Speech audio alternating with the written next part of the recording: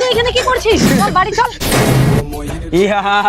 এ বালক, তোকে আমার দরকার, চল আমার সাথে। মা এটা কে উদয় হয়ে আসলো? হ্যাঁ শয়তান, জয় শ্রী কৃষ্ণ। আরে তুমি আসলে? বাবু কোথায়? ওকে আমি খুঁজে পেলাম না। শরীর ঠিক আছে তো? এর আবার কি?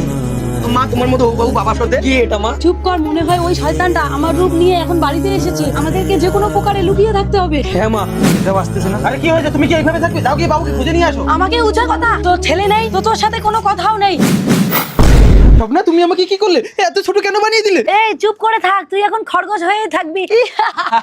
মা, বাবাকে তো খরগোশ বানিয়ে দিল। না, আমাদের ভয় পেলে চলবে না। এ শয়তান, তুই আমার বাবাকে ঠিক করে দে, নয়তো তোকে শেষ করে দিব। এই পাগল, তোরা জানিস তো আমাকে কেন বললি না তোরা? আমাকে এখন ভালো যদি শয়তানকে ঘৃণা করো এবং মহান আল্লাহকে ভালোবাসো তাহলে চ্যানেলটি সাবস্ক্রাইব করে ভিডিওতে একটি লাইক করো। করো, আমাকে তোরা এখন ভালো কর। না রে বাবা, আমি তোর আসল মাতে, আমার কাছে আয়। না রে বাবা, আমি তোর আসল মাতে, আমার কাছে আয়। আরে তান্ত্রিক তো আমার মায়ের সাথে মিশে গেছে, তাহলে আমি আমার মাকে কিভাবে চিনবো আর বাবাকে কিভাবে ঠিক করবো? চন্ডাল বাবা, আমি হলাম অন্তর্যামী, আমাকে ডাকতে হয় না। আমি অন্তরের ডাক শুনিনি। কি হয়েছে?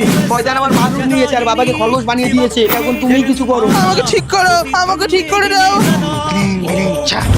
এই শয়তান, ওর বাবাকে ঠিক কর। এখনই দিচ্ছি ঠিক করে।